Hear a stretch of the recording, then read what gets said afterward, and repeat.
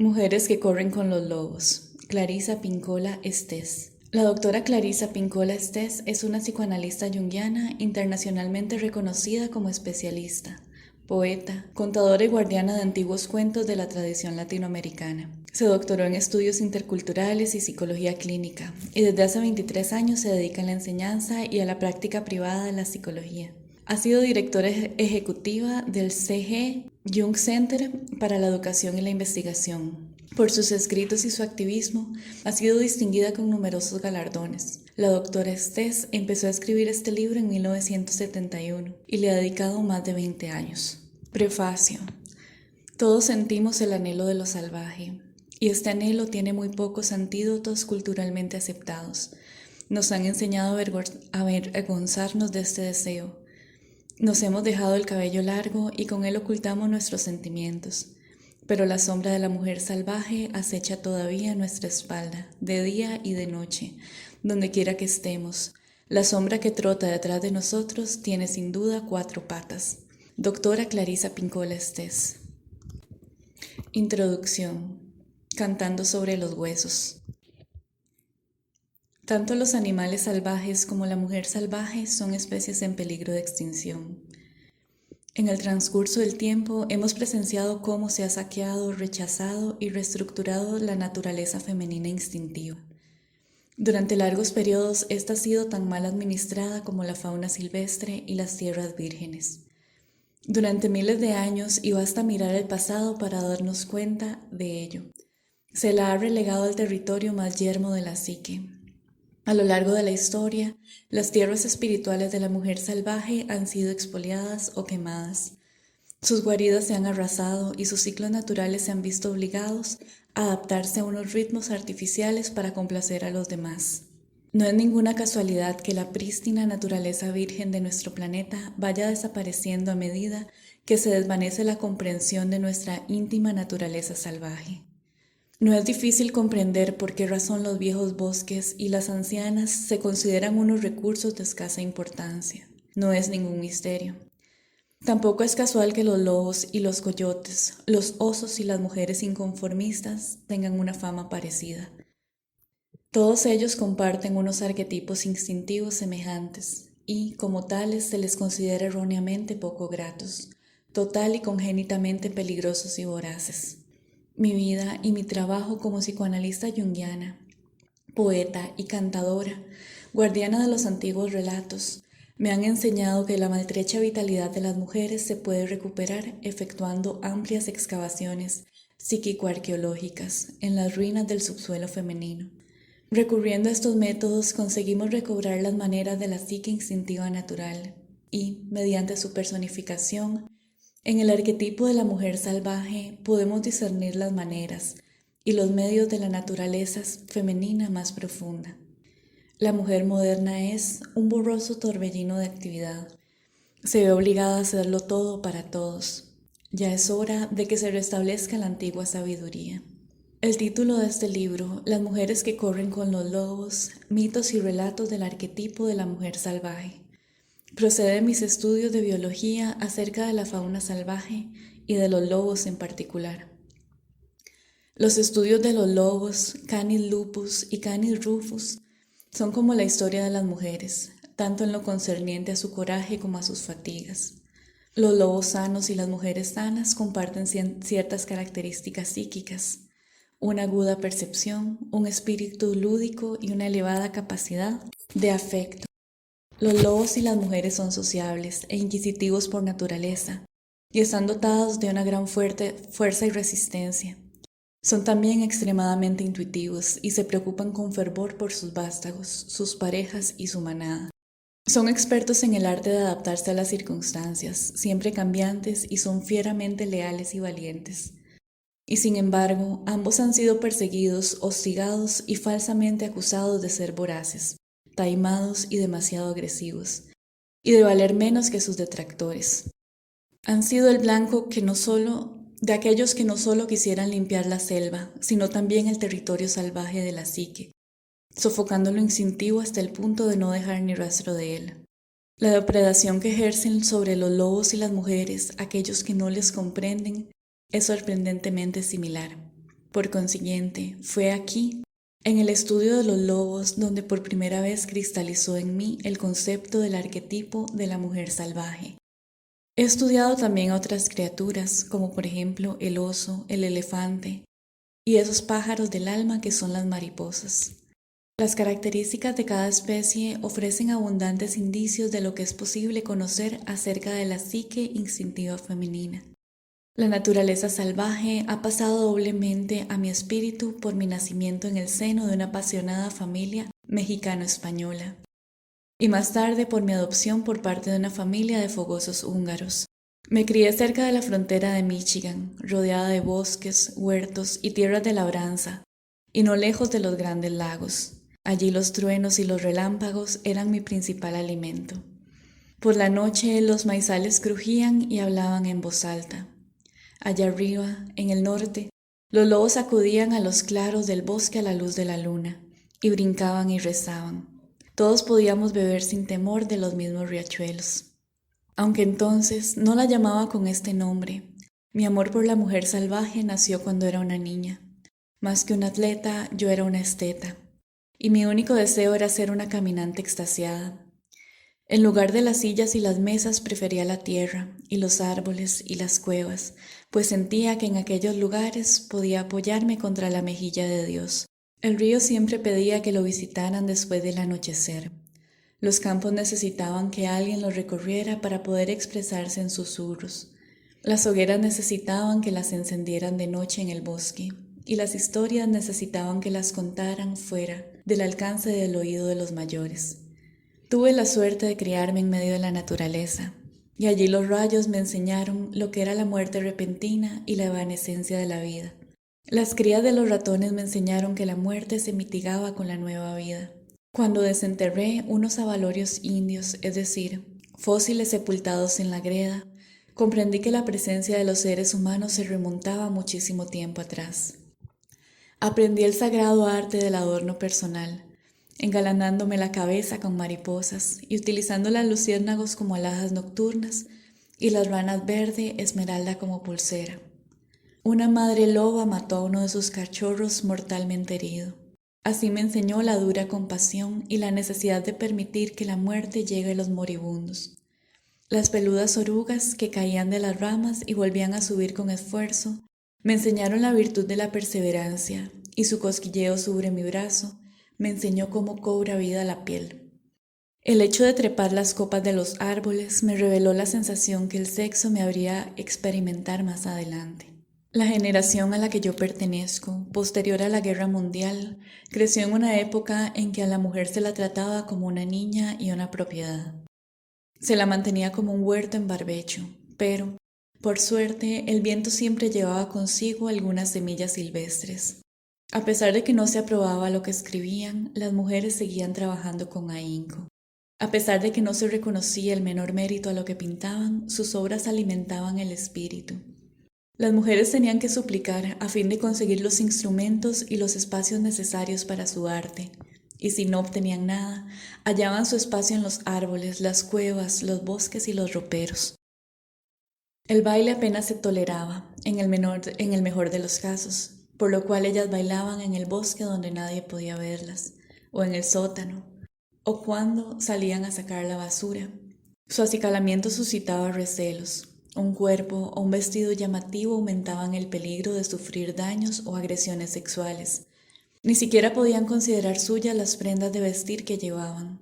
Era una época en la que los padres que maltrataban a sus hijos eran llamados simplemente severos, en la que las heridas espirituales de las mujeres tremendamente explotadas se calificaban como agotamientos nerviosos, en la que las chicas y las mujeres bien fajadas, refrenadas, abozaladas, se llamaban buenas, y las hembras que conseguían quitarse el collar para disfrutar de 1 o 2 momentos de vida se tachaban de malas. Por consiguiente, como otras muchas mujeres antes y después de mí, viví mi vida como una criatura disfrazada, tal como lo habían hecho mis parientes y amigas mayores que yo. Me contoneaba, tambaleaba sobre zapatos de tacón y me ponía vestido y sombrero para ir a la iglesia. Pero mi espléndida cola asomaba a menudo por debajo del dobladillo de la falda, y movía tanto las orejas que el sombrero me caía por lo menos sobre los ojos y a veces hasta cruzaba volando la habitación. No he olvidado la canción de aquellos siniestros años. Hambre del alma, la canción del alma hambrienta. Pero tampoco he olvidado el jubiloso canto hondo, cuyas palabras evocamos cuando nos entregamos a la tarea de la restauración del alma. Como un sendero del bosque que poco a poco se va borrando hasta que, al final, se reduce casi a nada. La teoría psicológica tradicional también se agota demasiado pronto cuando se trata de analizar a la mujer creativa, talentosa, profunda. La pirología tradicional se muestra a menudo muy parca o totalmente silenciosa a propósito de las cuestiones más profundas e importantes para las mujeres, lo arquetípico, lo intuitivo, lo sexual y lo cíclico. Las edades de las mujeres, la manera de actuar de una mujer, su sabiduría y su fuego creador. Todo cuanto ha guiado durante 2 décadas mi trabajo acerca del arquetipo de la mujer salvaje.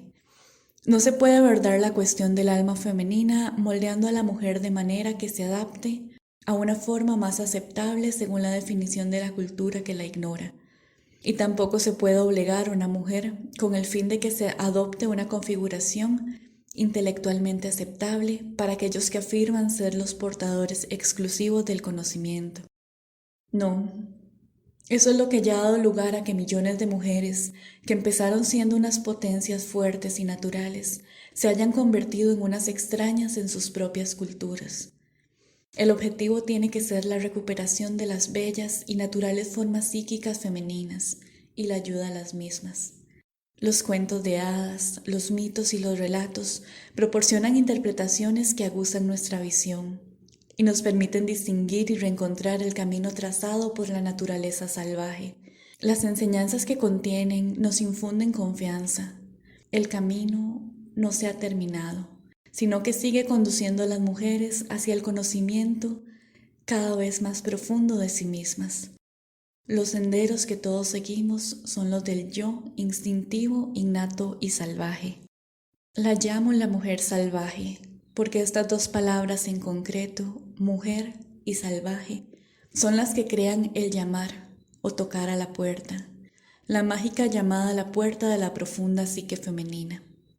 Llamar o tocar a la puerta significa literalmente tañer el instrumento del nombre para hacer que se abra una puerta.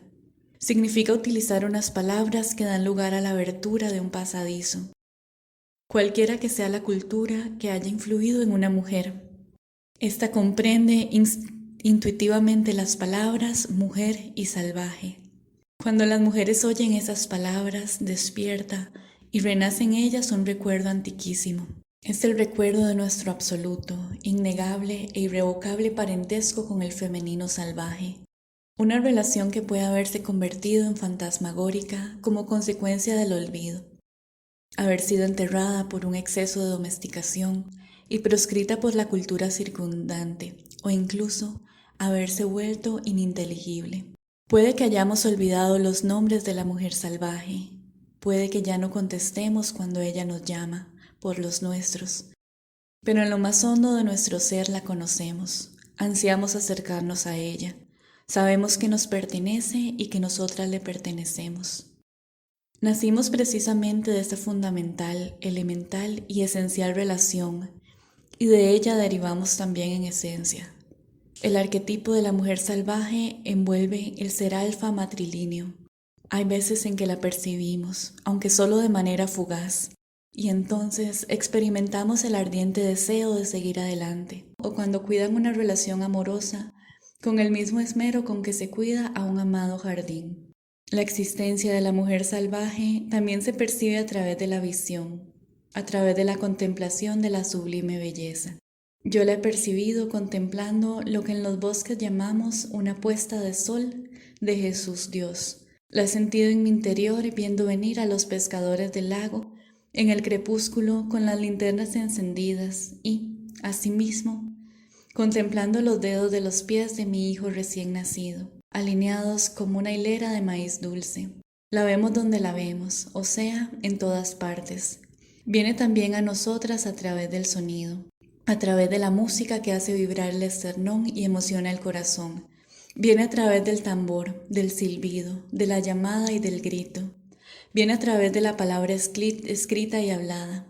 A veces una palabra, una frase, un poema o un relato es tan sonoro y tan acertado que nos induce a recordar, por lo menos durante un instante, de qué materia estamos hechas realmente y dónde está nuestro verdadero hogar. Estos transitorios sabores de lo salvaje se perciben durante la mística de la inspiración. Ah, aquí está, o ya se ha ido. El anhelo que sentimos de la mujer salvaje surge cuando nos tropezamos con alguien que ha conseguido establecer esta relación indómita. El anhelo aparece cuando una se da cuenta de que ha dedicado muy poco tiempo a la hoguera mística o a la ensoñación y demasiado poco tiempo a la propia vida creativa, a la obra de su vida o a sus verdaderos amores. Y, sin embargo, son estas fugaces experiencias que se producen, tanto a través de la belleza como de la pérdida, las que nos hacen sentir desnudas, alteradas y ansiosas, hasta el extremo de obligarnos a ir en pos de la naturaleza salvaje. Y llegamos al bosque o al desierto o a una extensión nevada, y nos ponemos a correr como locas, nuestros ojos escudriñan el suelo, aguzamos el oído, buscando arriba y abajo, buscando una clave, un vestigio, una señal de que ella sigue viva y de que no hemos perdido nuestra oportunidad. Y cuando descubrimos su huella, lo típico es que las mujeres corramos para darle alcance. Dejemos el escritorio, dejemos la relación, vaciemos nuestra mente, pasemos la página. Insistamos en hacer una pausa, quebrantemos las normas y detengamos el mundo, pues ya no podemos seguir sin ella. Si las mujeres la han perdido, cuando la vuelvan a encontrar pugnarán por conservarla para siempre. Una vez que la hayan recuperado, lucharán con todas sus fuerzas para conservarla, pues con ella florece su vida creativa. Sus relaciones adquieren significado, profundidad y salud. Sus ciclos sexuales, creativos, laborales y lúdicos se restablecen. Ya no son el blanco de las depredaciones de los demás y tienen el mismo derecho a crecer y prosperar según las leyes de la naturaleza. Ahora su cansancio, del final de la jornada, procede de un trabajo y un esfuerzo satisfactorios, no del hecho de haber estado encerradas en un esquema mental, una tarea o una relación excesivamente restringidos. Saben instintivamente cuándo tienen que morir las cosas y cuándo tienen que vivir. Saben cómo alejarse y cómo quedarse. Cuando las mujeres reafirman su relación con la naturaleza salvaje, adquieren una observadora interna permanente, una conocedora, una visionaria, un oráculo, una inspiradora, un ser intuitivo, una hacedora, una creadora, una inventora y una oyente que sugiere y suscita una vida vibrante en los mundos interior y exterior. Cuando las mujeres están próximas a esta naturaleza, dicha relación resplandece a través de ellas.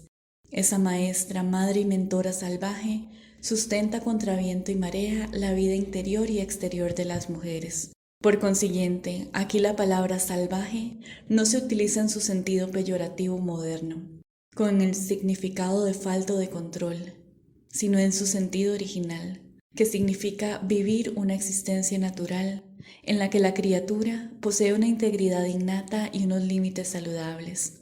Las palabras mujer y salvaje hacen que las mujeres recuerden quiénes son y qué es lo que se proponen. Personifican la fuerza que sostiene a todas las mujeres. El arquetipo de la mujer salvaje se puede expresar en otros términos igualmente idóneos.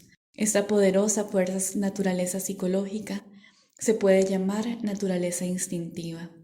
Pero la mujer salvaje es la fuerza que se oculta detrás de ella.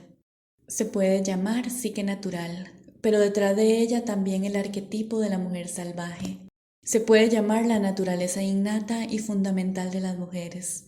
Se puede llamar la naturaleza autóctona o intrínseca de las mujeres.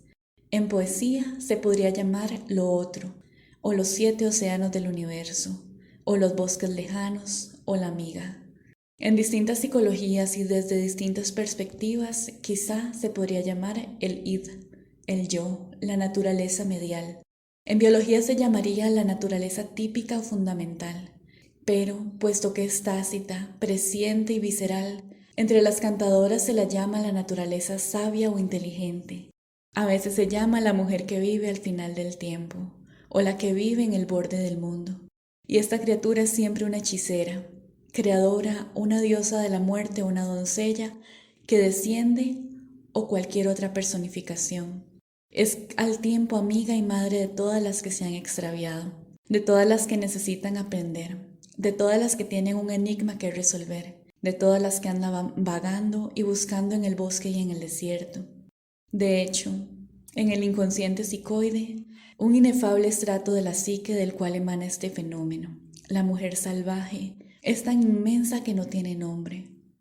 Pero, dado que esta fuerza engendra todas las facetas importantes de la feminidad, aquí en la Tierra se la denomina con muchos nombres, no solo para poder examinar la miríada de aspectos de su naturaleza, sino también para aferrarse a ella, puesto que al principio de la recuperación de nuestra relación con la mujer salvaje, ésta se puede esfumar en un instante.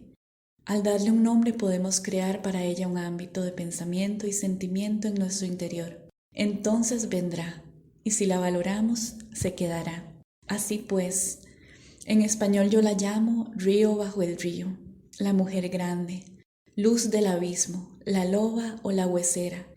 En húngaro se llama O Erdoven, ella la de los bosques, y Rosomak, el tejón hembra. En navajo la mujer araña, que teje el destino de los seres humanos y los animales, las plantas y las rocas. En Guatemala, entre otros muchos nombres, es humana de niebla, el ser de la niebla, la mujer que siempre ha existido. En japonés, Amaterasu o Mikami, la divinidad que trae toda luz y toda conciencia. En el Tíbet se llama Dakini, la fuerza danzante que otorga clarividencia a las mujeres, y la lista de nombres sigue. Ella sigue. La comprensión de la naturaleza de esta mujer salvaje no es una religión sino una práctica. Es una psicología en su sentido más auténtico. Psique, alma, ologi, logos, conocimiento del alma. Sin ella, las mujeres carecen de oídos para entender el habla del alma o percibir el sonido de sus propios ritmos internos. Sin ella, una oscura mano cierra los ojos interiores de las mujeres y buena parte de sus jornadas transcurre en un tedio semiparalizador o en vanas quimeras. Sin ella, las mujeres pierden la seguridad de su equilibrio espiritual. Sin ella, olvidan por qué razón están aquí. Se agarran cuando sería mejor soltarse. Sin ellas, toman demasiado o demasiado poco o nada en absoluto. Sin ellas se quedan mudas cuando en realidad están ardiendo. Ella es la reguladora, el corazón espiritual, idéntico al corazón humano que regula el cuerpo físico. Cuando perdemos el contacto con la psique instintiva, vivimos en un estado próximo a la destrucción y a las imágenes y facultades propias de lo femenino no se pueden desarrollar plenamente. Cuando una mujer se aparta de su fuente básica, queda esterilizada, pierde sus instintos y sus ciclos vitales naturales, y estos son subsumidos por la cultura o por el intelecto o el ego, ya sea el propio o el de los demás. La mujer salvaje es la salud de todas las mujeres. Sin ella, la psicología femenina carece de sentido. La mujer salvaje es la mujer prototípica, cualquiera que sea la cultura, cualquiera que sea la época. Cualquiera que sea la política, ella no cambia. Cambian sus ciclos, cambian sus representaciones simbólicas, pero en esencia ella no cambia.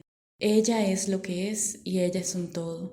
Se canaliza a través de las mujeres. Si éstas están aplastadas, ella las empuja hacia arriba. Si las mujeres son libres, ella también lo es. Afortunadamente, cuántas veces la hacen retroceder, ella vuelve a saltar hacia adelante. Por mucho que se la prohíba, reprima, constriña, diluya, torture, hostigue y se la tache de insegura, peligrosa, loca y otros epítetos, ella vuelve a aflorar en las mujeres de tal manera que hasta la mujer más reposada y la más comedida guarda un lugar secreto para ella. Hasta la mujer más reprimida tiene una vida secreta, con pensamientos y sentimientos secretos, lujuriosos y salvajes, es decir, naturales. Hasta la mujer más cautiva conserva el lugar de su yo salvaje, pues sabe instintivamente que algún día habrá un resquicio, una abertura, una ocasión, y que ella la aprovechará para huir. Creo que todas las mujeres y todos los hombres han nacido con ciertos dones. Sin embargo, Poco esfuerzo se ha dedicado en realidad a describir las vidas y los hábitos psicológicos de las mujeres inteligentes, talentosas y creativas. En cambio, se ha escrito mucho acerca de las debilidades y las flaquezas de los seres humanos en general y de las mujeres en particular. Pero en el caso de la mujer salvaje como arquetipo, a fin de comprenderla, captarla y aprovechar lo que ella nos ofrece, debemos interesarnos más por los pensamientos, los sentimientos y los esfuerzos que fortalecen a las mujeres. Y debemos tener en cuenta los factores interiores y culturales que las debilitan. En general, si entendemos la naturaleza salvaje como un ser por derecho propio que anima y conforma la más profunda existencia de una mujer, podremos empezar a desarrollarnos de una manera que jamás se hubiera creído posible. Una psicología que no consiga dirigirse a este ser espiritual innato que habita en el centro de la psicología femenina no les sirve para nada a las mujeres y no les servirá tampoco a sus hijas ni a las hijas de sus hijas a lo largo de muchas generaciones por línea materna. Por consiguiente, para poder aplicar una buena medicina a las partes enfermas de la psique salvaje, para poder corregir la relación con el arquetipo de la mujer salvaje, hay que identificar convenientemente los trastornos de la psique. Aunque en la profesión clínica disponemos de un buen manual estadístico diagnóstico y una considerable cantidad de diagnósticos diferenciales, así como de parámetros psicoanalíticos que definen a las psicopatías a través de la organización o ausencia de ella, de la psique objetiva y del eje ego, yo. Hay otras conductas y otros sentimientos definitorios que, desde el marco de referencia de una mujer, describen con enorme fuerza lo que ocurre. Por lo tanto, ¿cuáles son algunos de los síntomas emocionales de una ruptura de la relación con la fuerza de la psique salvaje? Sentir, pensar o actuar crónicamente de alguna de las maneras que a continuación se describen. Es haber cortado parcialmente o haber perdido por entero la relación con la psique instintiva más profunda. Utilizando un lenguaje exclusivamente femenino, dichos síntomas son sentirse extremadamente seca, fatigada, frágil, deprimida, confusa, amordazada, abozalada y apática hasta el extremo. Sentirse asustada, lisiada o débil. Falta de inspiración, animación, espiritualidad o significado. Avergonzada, crónicamente irritada, voluble, atascada, carente de creatividad, comprimida y enloquecida. Sentirse impotente, crónicamente dubitativa, temblorosa, bloqueada e incapaz de seguir adelante.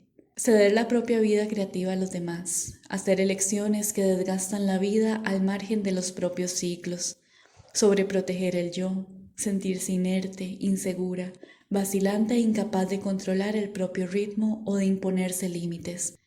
No empeñarse en seguir el propio ritmo, sentirse cohibida, lejos del propio dios o de los dioses, estar separada de la propia revivificación, arrastrada hacia la domesticidad, el intelectualismo, el trabajo o la inercia por ser este el lugar más seguro para alguien que ha perdido sus instintos. Temor a aventurarse en solitario o a rebelarse. Temor a buscar un mentor o una madre o un padre. Temor a presentar un trabajo hasta que no se ha conseguido la perfección absoluta. Temor a emprender un viaje. Temor a interesarse por otro por otros. Temor a seguir adelante, huir o venirse abajo. Rebajarse ante la autoridad, perder la energía en presencia de proyectos creativos, sentirse encogida, la humillación, la angustia, el entumecimiento y la ansiedad. Temor a reaccionar con agresividad cuando ya no queda más que hacer. Temer probar cosas nuevas, enfrentarse con desafíos, hablar claro, oponerse. Sentir náuseas, mareos, acidez estomacal. Sentirse como cortada por la mitad o asfixiada. Mostrarse conciliadora o excesivamente amable. Vengarse. Temor a detenerse o actuar. Contar repetidamente hasta 3 sin decidirse a empezar. Tener complejo de superioridad, ambivalencia. Y sin embargo estar totalmente capacitada para obrar a pleno rendimiento. Estas rupturas no son una enfermedad de una era o un siglo, sino que se convierten en una epidemia, en cualquier lugar y momento en que las mujeres estén cautivas. En todas las ocasiones en que la naturaleza salvaje haya caído en una trampa. Una mujer sana se parece mucho a una loba, robusta, colmada, tan poderosa como la fuerza vital, dadora de vida, consciente de su propio territorio, ingeniosa, leal, en constante movimiento. En cambio, la separación de la naturaleza salvaje provoca que la personalidad de una mujer adelgace, se debilite y adquiera un carácter espectral y fantasmagórico. No estamos hechas para ser unas criaturas enclenques de cabello frágiles, incapaces de pegar un salto, de perseguir, dar a luz y crear vida. Cuando las vidas de las mujeres se quedan estancadas o se llenan de aburrimiento, es hora de que emerja la mujer salvaje. Es hora de que la función creadora de la psique inunde el delta. ¿Cómo influye la mujer salvaje en las mujeres? Teniéndola a ella por aliada, jefa, modelo y maestra, vemos no a través de dos ojos, sino a través de los ojos de la intuición, que tiene muchos. Cuando afirmamos nuestra intuición, somos como la noche estrellada. Contemplamos el mundo a través de miles de ojos. La naturaleza salvaje acarrea consigo los fardos de la curación. Lleva todo lo que una mujer necesita para ser y saber. Lleva la medicina para todas las cosas. Lleva relatos y sueños, palabras, cantos, signos y símbolos. Es al mismo tiempo vehículo y destino. Unirse a la naturaleza instintiva no significa deshacerse, cambiarlo todo de derecha a izquierda, de blanco a negro, trasladarse del este al oeste, comportarse como una loca sin control. No significa perder las relaciones propias de una vida en sociedad o convertirse en un ser menos humano. Significa justo lo contrario, ya que la naturaleza salvaje posee una enorme integridad. Significa establecer un territorio, encontrar la propia manada, estar en el propio cuerpo con certeza y orgullo. Cualesquiera que sean los dones y las limitaciones físicas, hablar y actuar en nombre propio, ser consciente y estar en guardia, echar mano de las innatas facultades femeninas, de la intuición y la percepción. Recuperar los propios ciclos, descubrir qué lugar le corresponde a una, levantarse con dignidad y conservar la mayor conciencia posible. El arquetipo de la mujer salvaje y todo lo que ésta representa es la patrona de todos los pintores, escritores, escultores, bailarines, pensadores, inventores de plegarias, buscadores y descubridores, pues todos ellos se dedican a la tarea de la invención y esta es la principal ocupación de la naturaleza instintiva. Como todo arte, reside en las entrañas, no en la cabeza. Puede rastrear y correr, convocar y repeler, puede percibir, camuflarse y amar profundamente. Es intuitiva, típica y respetuosa con las normas. Es absolutamente esencial para la salud mental y espiritual de las mujeres. Por consiguiente, ¿qué es la mujer salvaje? Desde el punto de vista de la psicología arquetípica y también de las antiguas tradiciones, ella es el alma femenina, pero es algo más. Es el origen de lo femenino, es todo lo que pertenece al instinto, a los mundos visibles y ocultos, es la base. Todas recibimos de ella una resplandeciente célula que contiene todos los instintos y los saberes necesarios para nuestras vidas. Es la fuerza, vida, muerte, vida. Es la incubadora, es la intuición, es la visionaria, la que sabe escuchar, es el corazón leal. Anima a los seres humanos a ser multilingües, a hablar con fluidez los idiomas de los sueños, la pasión y la poesía. Habla en susurros desde los sueños nocturnos y deja en el territorio del alma de una mujer con un áspero pelaje y unas huellas llenas de barro. Y ello hace que las mujeres ansíen encontrarla, liberarla y amarla. Es todo un conjunto de ideas, sentimientos, impulsos y recuerdos. Ha estado perdida y medio olvidada durante muchísimo tiempo. Es la fuente, la luz, la noche, la oscuridad y el amanecer. Es el olor del buen barro y la pata trasera de la raposa. Los pájaros que nos cuentan los secretos le pertenecen. Es la voz que dice, por aquí, por aquí. Es la que protesta voces contra la injusticia, es la que gira como una inmensa rueda, es la hacedora de ciclos, es aquella por cuya búsqueda dejamos nuestro hogar, es el hogar al que regresamos, es la lodosa raíz de todas las mujeres, es todas las cosas que nos inducen a seguir adelante cuando pensamos que estamos acabadas. Es la incubadora de las pequeñas ideas sin pulir y de los pactos. Es la mente que nos piensa. Nosotras somos los pensamientos que ella piensa. ¿Dónde está? ¿Dónde la sientes? ¿Dónde la encuentras? Camina por los desiertos, los bosques, los océanos, las ciudades, los barrios y los castillos. Vive entre las reinas y las campesinas, en la habitación de la casa de huéspedes, en la fábrica, en la cárcel, en las montañas de la soledad. Vive en el gueto, en la universidad y en las calles. Nos deja sus huellas para que pongamos los pies en ellas. Deja huellas donde quiera que haya una mujer que es tierra fértil. ¿Dónde vive?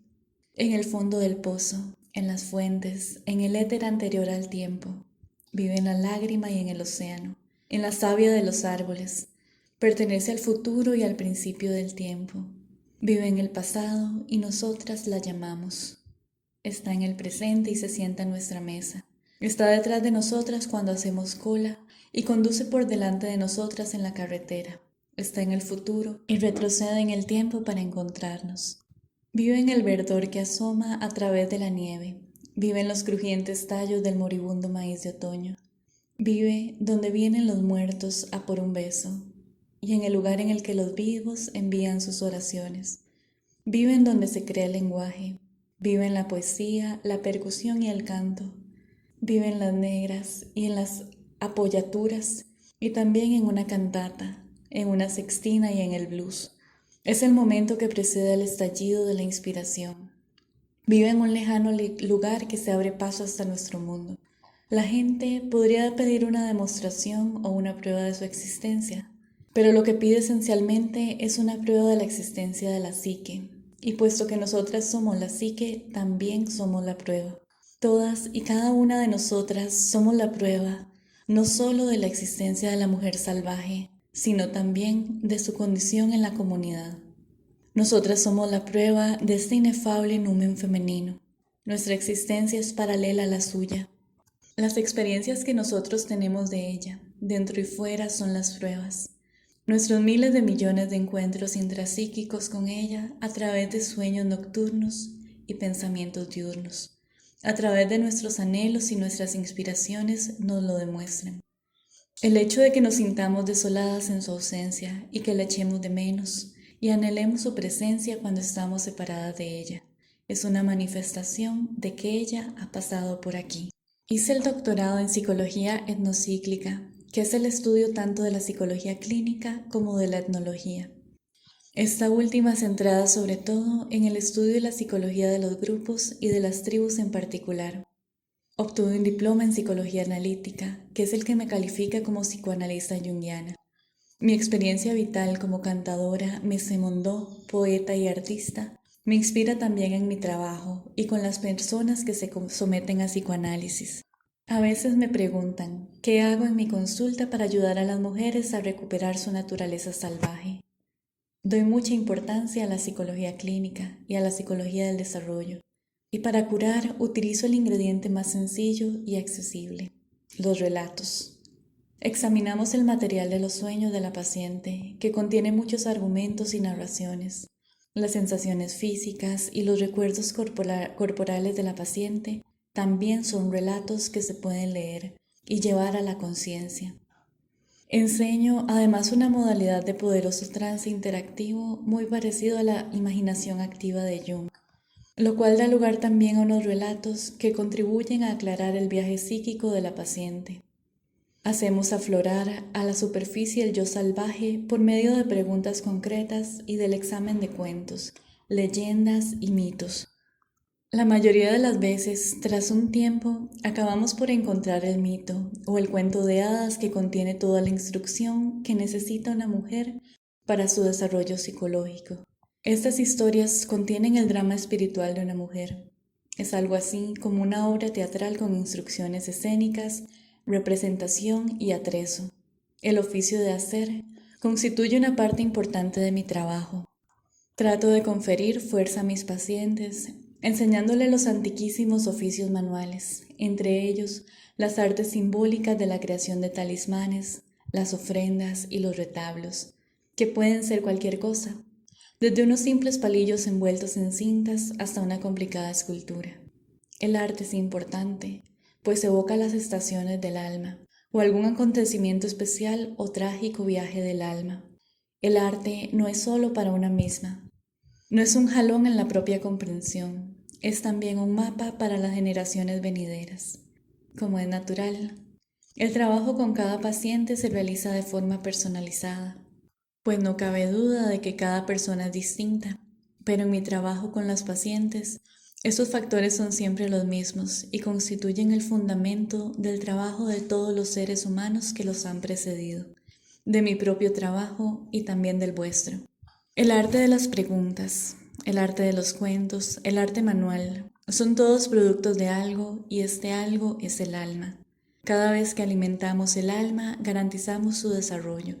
Espero que se percaten de que esos son medios tangibles para suavizar antiguas cicatrices, sanar viejas heridas y enfocar de otro modo las cosas, y de que, al recuperar los oficios añejos, se consigue de una manera práctica hacer visible el alma.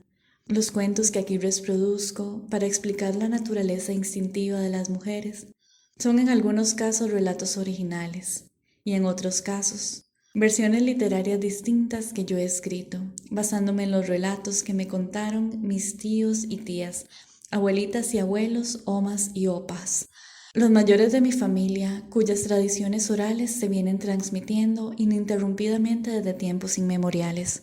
Algunos son documentos escritos de mis encuentros directos, otros son de tiempos pasados y todos nacen del corazón. Los expongo con todos los detalles y en toda su arquetípica integridad, y los presento con el permiso y la bendición de 3 generaciones vivas de narradores de cuentos, de mi familia, que comprenden las sutilezas y las exigencias de los cuentos entendidos como fenómenos curativos. Añado algunas de las preguntas que planteo a mis pacientes y a otras personas a las que ofrezco mis consejos, para que consigan recordarse a sí mismas.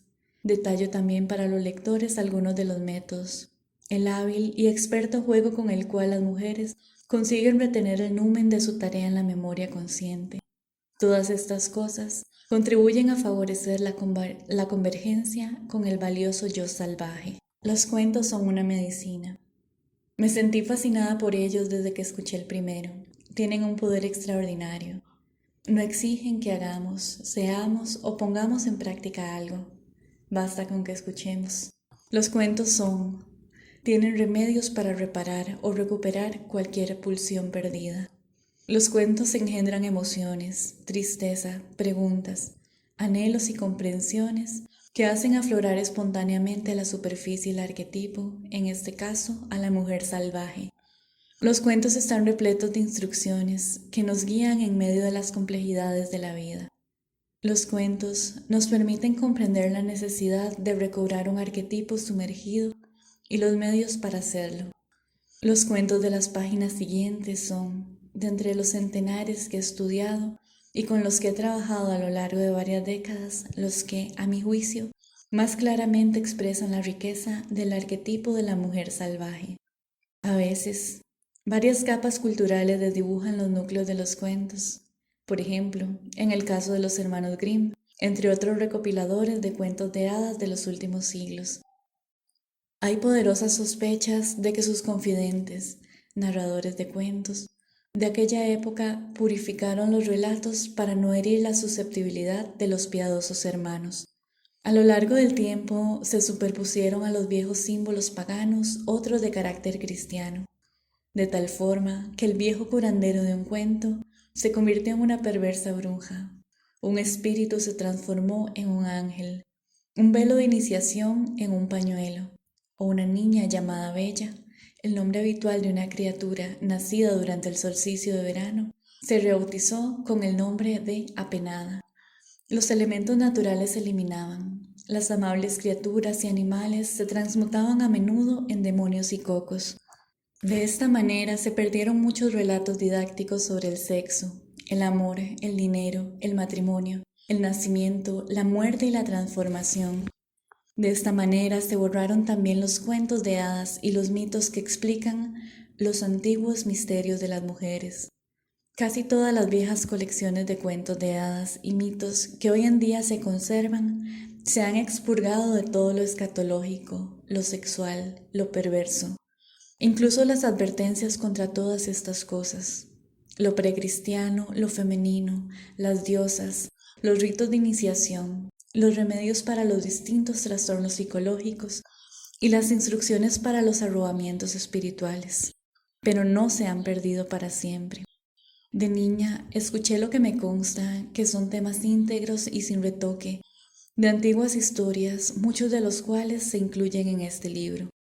No obstante, hasta los fragmentos de relatos en su forma actual pueden contener todo el conjunto de la historia. He rebuscado un poco en lo que denomino en broma la medicina forense y la palcomitología de los cuentos de hadas.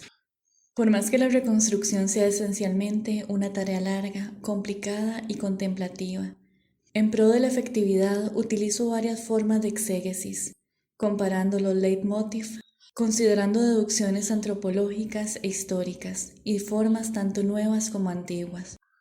Trato de reconstruir los relatos a partir de antiguas pautas arquetípicas aprendidas en mis estudios de psicología analítica y arquetípica, una disciplina que preserva y estudia todos los temas y argumentos de los cuentos de hadas, las leyendas y los mitos, para poder entender las vidas instintivas de los seres humanos. Para ello me resultan útiles los patrones subyacentes en los mundos imaginarios, las imágenes colectivas del inconsciente y las que aparecen en los sueños y en los estados de conciencia no ordinarios. Y para redondear la tarea, con un toque más vistoso, comparo las matrices de los relatos con los restos arqueológicos de las antiguas culturas, tales como objetos rituales de alfarería, máscaras y figurillas. Con pocas palabras y utilizando una locución típica de los cuentos de hadas, me he pasado mucho tiempo osando las cenizas. Llevo unos 25 años estudiando las pautas arquetípicas y el doble de años estudiando los mitos, los cuentos de hadas y el folclore de mis culturas familiares. He adquirido un vasto cuerpo de conocimientos acerca de la osamenta de los relatos y sé cuánto falta algún hueso en una historia. A lo largo de los siglos, las conquistas de naciones por parte de otras naciones y las conversiones religiosas, tanto pacíficas como forzosas, han cubierto o alterado el núcleo original de los antiguos relatos. Pero hay una buena noticia. A pesar de las ruinas estructurales que se observan en las versiones existentes de los cuentos, existe una pauta muy definida que sigue brillando con fuerza. A través de la forma y la configuración de los distintos fragmentos y las distintas partes, se puede establecer con una considerable precisión qué se ha perdido en un relato y reconstruir cuidadosamente las piezas que faltan, lo que permite a menudo descubrir unas sorprendentes subestructuras que alivian en cierto modo el pesar de las mujeres por la destrucción de los antiguos misterios. Los antiguos misterios no se han destruido. Todo lo que se necesita, todo lo que podríamos necesitar en algún momento nos sigue hablando, todavía en susurros desde los huesos de los relatos. Recoger la esencia de los relatos constituye una tarea dura y metódica de paleontólogo. Cuanto más huesos contenga la historia, tanto más probable será encontrar su estructura integral. Cuanto más enteros estén los relatos, más sutiles serán los giros y vueltas de la psique que advirtamos, y tantas más oportunidades tendremos de captar y evocar nuestro trabajo espiritual. Cuando trabajamos el alma, ella, la mujer salvaje, crea una mayor cantidad de sí misma. De niña tuve la suerte de estar rodeada de personas de muchos antiguos países europeos y también de México. Muchos miembros de mi familia, mis vecinos y amigos, acababan de llegar de Polonia, Checoslovaquia, acababan de llegar de Hungría, Alemania, Rumania, Bulgaria, Yugoslavia, Polonia, Checoslovaquia, Serbo-Croacia, Rusia, Lituania y Bohemia, y también de Jalisco, Michoacán, Juárez y de muchas de las aldeas fronterizas de México, Texas, Arizona. Ellos y muchos otros, nativos americanos, gente de los Apalaches, inmigrantes asiáticos y muchas familias afroamericanas del sur, habían llegado para trabajar en los cultivos y las cosechas, en los fosos ceniceros de las fábricas, las acerías, las cervecerías y las tareas domésticas.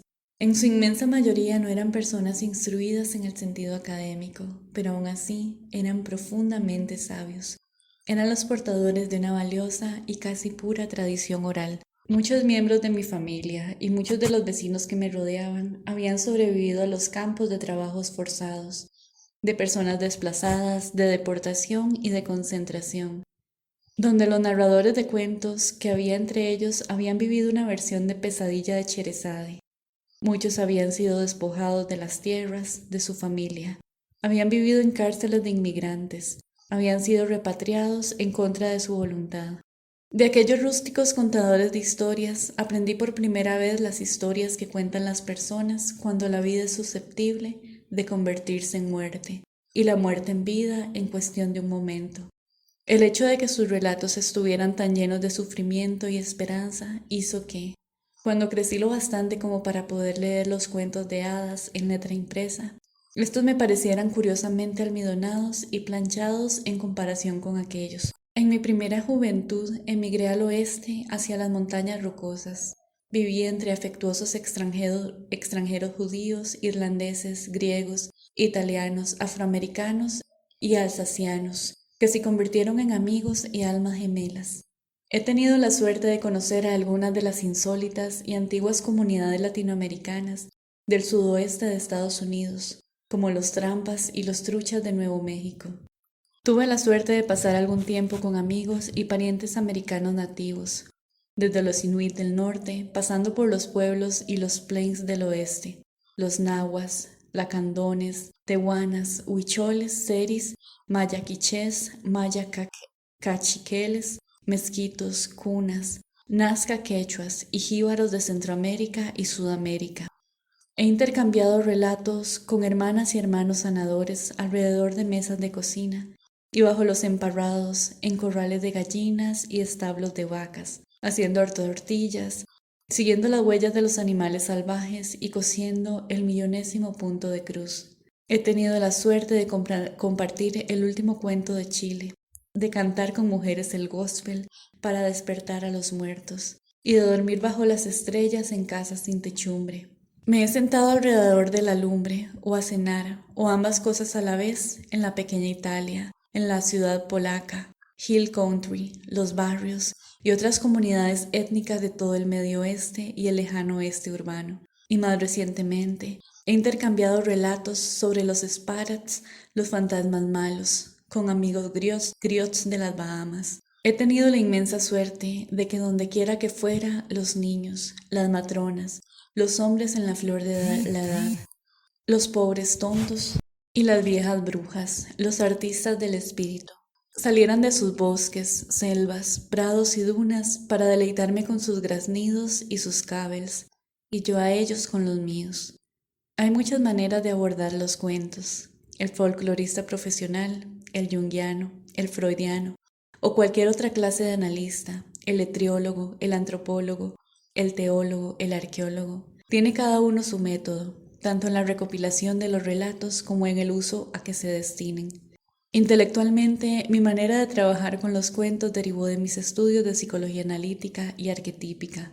Durante más de media década, mi formación psicoanalítica estudié la ampliación de los leitmotiv, la simbología arquetípica, la mitología mundial, la iconología antigua y popular, la etnología, las religiones mundiales y la interpretación de las fábulas.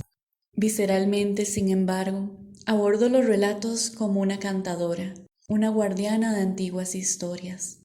Procedo de una larga estirpe de narradores, las Mesemondok, las ancianas húngaras capaces de contar historias, tanto sentadas en sillas de madera, con sus monederos de plástico sobre el regazo, las rodillas separadas y la falda rozando el suelo, como ocupadas en la tarea de retorcerle el cuello a una gallina, y las cuentistas, las ancianas latinoamericanas de exuberante busto y anchas caderas, que permanecen de pie y narran a gritos la historia, como si cantaran una ranchera.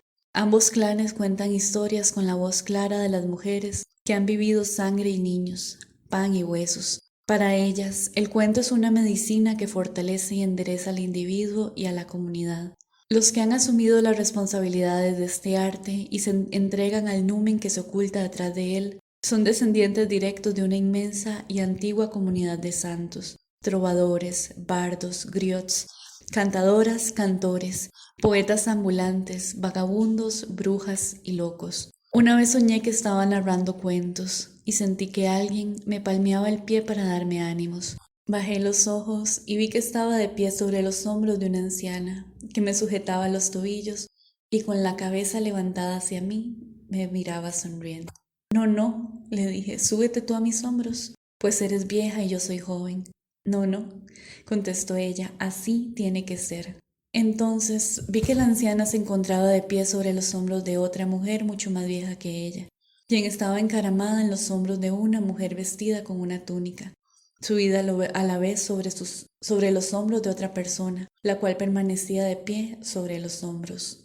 Y creí que era cierto lo que me había dicho la vieja del sueño, de que así tenía que ser. El alimento para la narración de cuentos procede del poder y las aptitudes de las personas que me han precedido.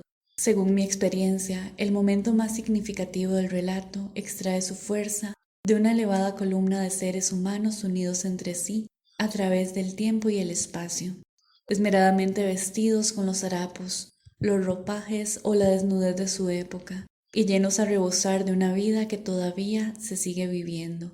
Si es única la fuente y único el numen de los cuentos, todo se halla en esta larga cadena de seres humanos. El cuento es muchísimo más antiguo que el arte y la ciencia de la psicología, y siempre será el más antiguo de la ecuación, por mucho tiempo que pase. Una de las modalidades más antiguas de narración, que a mí me intriga enormemente, es el apasionado estado de trance en el que la narradora percibe a su público, que puede ser una sola persona o muchas, y entra en un estado de mundo en medio de otros mundos, en el que un relato es atraído hacia la narradora y contado a través de ella. Una narradora en estado de trance invoca al duende, el viento que sopla sobre el rostro de los oyentes y les infunde espíritu. Una narradora en estado de trance aprende a desdoblarse psíquicamente a través de la práctica meditativa de un relato, es decir, aprendiendo a abrir ciertas puertas psíquicas y rendijas del ego para permitir que hable la voz, una voz más antigua que las piedras. Una vez hecho esto, el relato puede seguir cualquier camino. Se puede cambiar de arriba a abajo, llenar de gachas de avena y destinarlo al festín de un menesteroso, colmar de oro, o puede perseguir al oyente hasta el siguiente mundo. El narrador nunca sabe qué le saldrá. Y en eso consiste por lo menos la mitad de la conmovedora magia del relato. Este es un libro de relatos sobre las modalidades del arquetipo de la mujer salvaje. Intenta representarla por medio de esquemas o cuadricular su vida psíquica sería contrario a su espíritu. Conocerla es un trabajo continuo que dura toda la vida. He aquí, por tanto, unos relatos que se pueden utilizar como vitaminas del alma, unas observaciones, unos fragmentos de mapas, unos trocitos de resina que adherir a los troncos de los árboles, unas plumas que marquen el camino y unos matorrales que servirán de guía hacia el mundo subterráneo, nuestro hogar psíquico. Los cuentos ponen en marcha la vida interior, y esto reviste especial importancia cuando la vida interior está amedrentada, encajonada o acorralada. El cuento engrasa las montacargas y las poleas, estimula la adrenalina, nos muestra la manera de salir, ya sea por arriba o por abajo, y en premio a nuestro esfuerzo nos abre unas anchas y cómodas puertas donde antes no había más que paredes en blanco. Unas puertas que nos conducen al país de los sueños, al amor y a la sabiduría, y nos llevan de vuelta a una auténtica vida de mujeres sabias y salvajes. Los cuentos, como Barba Azul, nos enseñan lo que hay que hacer con las heridas femeninas que no dejan de sangrar. Los cuentos, como La Mujer Esqueleto, nos muestran el poder místico de la relación y de qué manera el sentimiento adormecido puede revivir y convertirse en un profundo afecto. Los dones de la vieja muerte están presentes en el personaje de Baba Yaga, la vieja bruja salvaje, en Basalisa la sabia, la muñequita que indica el camino cuando todo parece perdido. Vuelve a practicar una de las artes femeninas instintivas hoy en día olvidadas. Los cuentos como La Loba, una huesera del desierto, nos muestran la función transformadora de la psique. La doncella manca recupera las fases perdidas de los viejos ritos de iniciación de los tiempos antiguos. y, como tal, constituye una guía perenne para todos los años de la vida de una mujer.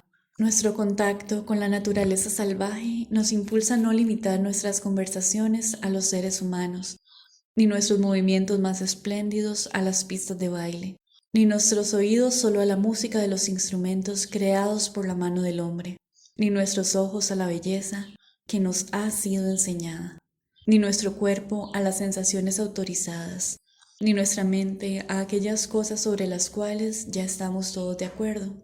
Todos estos cuentos presentan el filo de la interpretación, la llama de la vida apasionada, el aliento para hablar de lo que una sabe, el valor de resistir lo que una ve sin apartar la mirada, la fragancia del alma salvaje. Este es un libro de cuentos de mujeres que se ofrecen como señales a lo largo del camino. Puedes leerlos y meditarlos a fin de que te guíen hacia la libertad adquirida por medios naturales, hacia el interés por ti misma, los animales, la tierra, los niños, las hermanas, los amantes y los hombres. Quiero decirte de entrada que las puertas que conducen al mundo del yo salvaje son pocas pero valiosas. Si tienes una profunda herida, eso es una puerta. Si tienes un cuento muy antiguo, eso es una puerta. Si amas el cielo y el agua hasta el extremo de casi no poder resistirlo, eso es una puerta. Si ansías una vida más profunda, colmada y sensata, eso es una puerta. El material de este libro se eligió con el propósito de darte ánimos. La obra pretende ser un reconstituyente, tanto para las que ya están en camino, incluyendo las que avanzan penosamente por difíciles paisajes interiores, como para las que luchan en el mundo y por el mundo.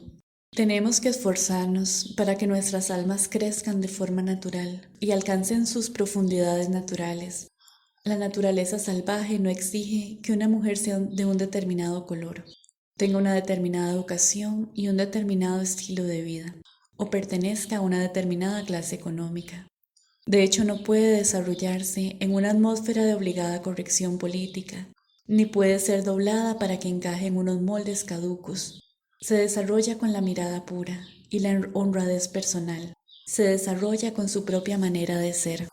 Por consiguiente, tanto si eres introvertida como si eres extrovertida, una mujer amante de la mujer, una mujer amante del hombre, o una mujer amante de Dios, o las tres cosas a la vez, tanto si tienes un corazón sencillo como si eres tan ambiciosa como una amazona, tanto si quieres llegar a la cima como si te basta conseguir mirando hasta mañana, tanto si eres alegre como si eres de temperamento melancólico, tanto si eres espléndida como si eres desconsiderada. La mujer salvaje te pertenece. Pertenece a todas las mujeres. Para encontrarla, las mujeres deben regresar a sus vidas instintivas, a sus más profundos conocimientos. Por consiguiente, pongámonos en marcha ahora mismo y volvamos a recordar nuestra alma salvaje. Dejemos que su carne vuelva a cantar en nuestros huesos. Despojémonos de todos los falsos mantos que nos han dado. Cubrámonos con el verdadero manto del poderoso instinto y la sabiduría. Penetremos en los territorios psíquicos que antaño nos pertenecieron. Desenrollemos las vendas, preparemos la medicina. Regresemos ahora mismo como mujeres salvajes que aúllan, se ríen y cantan las alabanzas de aquella que tanto nos ama. Para nosotras la elección no ofrece duda. Sin nosotras, la mujer salvaje se muere. Sin la mujer salvaje nos morimos nosotras. Para la vida, para la verdadera vida, ambas tenemos que vivir.